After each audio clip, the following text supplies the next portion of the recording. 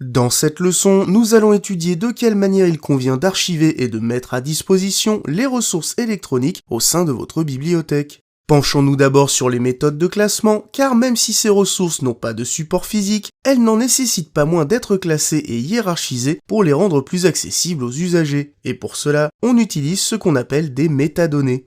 Les métadonnées sont l'équivalent des notices pour les publications papier. On y retrouve le titre, l'auteur, la date de publication, la cote et l'emplacement physique du document dans la bibliothèque, mais la différence, c'est que les métadonnées ne sont pas un document à part, et sont au contraire intégrées directement dans le document électronique lui-même. Il arrive que ces métadonnées soient incomplètes, ce qui peut compliquer l'indexation et l'archivage, et il faut noter qu'il n'existe pas de norme universelle mondiale les encadrant, même si le système Dublin Core et ses 15 champs de données tend à s'imposer de plus en plus. Le principe ici, c'est que ces métadonnées intégrées au document constituent autant de mots-clés que vous pouvez utiliser pour le retrouver dans votre moteur de recherche en ligne.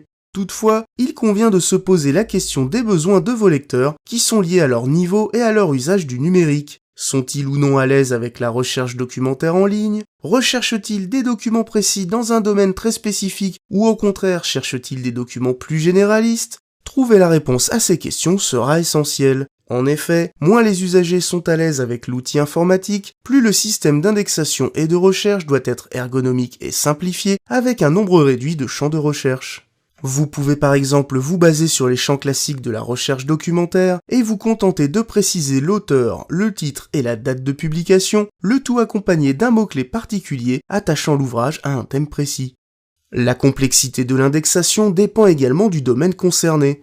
Par exemple, si vous proposez des enregistrements sonores de contes traditionnels de votre région, il y a fort à parier que vos usagers seront familiers de ces histoires qui ont bercé leur enfance. Vous pouvez donc utiliser des mots-clés très précis, comme par exemple le nom des personnages. A l'inverse, si vous souhaitez mettre à disposition les textes de loi de votre pays, la plupart des usagers ne seront pas familiers de cette thématique. C'est pourquoi il sera nécessaire de réduire le nombre de mots-clés pertinents pour leur faciliter l'accès aux documents. Voyons maintenant quels sont les outils à votre disposition pour archiver et indexer les ressources électroniques. Notez bien que le plus simple sera généralement d'utiliser le logiciel intégré de gestion de la bibliothèque si vous en utilisez déjà un, afin d'éviter de multiplier inutilement les outils. Par exemple, le logiciel PMB propose une fonction de gestion électronique des documents, ou GED. Cette dernière se base sur le modèle de la gestion papier et a comme avantage de rendre les ressources directement accessibles depuis l'OPAC, le catalogue en ligne de la bibliothèque. Vous avez deux façons principales d'ajouter un document électronique au logiciel, soit vous créez un lien vers la ressource en ligne, ce qui est la solution la plus simple, surtout si vous ne disposez pas des droits sur la ressource ou si celle-ci a une taille trop importante, soit vous téléchargez directement le fichier dans votre base de données, fichier qui restera de ce fait toujours accessible depuis votre catalogue et sera plus facilement sauvegardé. Si vous n'êtes pas équipé du logiciel PMB mais que vous souhaitez une solution simple, un autre outil à votre disposition est le logiciel Omeka, un système de gestion de bibliothèque libre. Notez que pour utiliser Omeka, vous devez impérativement être propriétaire des ressources électroniques, mais l'avantage, c'est que leur indexation est simplifiée ainsi que leur recherche. Et comme les ressources sont stockées localement, il n'est pas nécessaire d'avoir une connexion internet continue. Vous pouvez tester le logiciel en vous rendant sur la page internet d'Omeka et n'oubliez pas de solliciter la communauté francophone si vous désirez des conseils. Vous pouvez également opter pour le Coombook, un outil développé par BSF qui permet lui aussi d'indexer et de mettre à disposition des ressources numériques. Il reprend les principaux champs du Dublin Core pour l'indexation et permet une recherche plein texte sur des documents écrits. Il peut également indexer des ressources sonores et vidéo et il possède l'avantage de pouvoir diffuser ces ressources à l'aide du Wi-Fi intégré.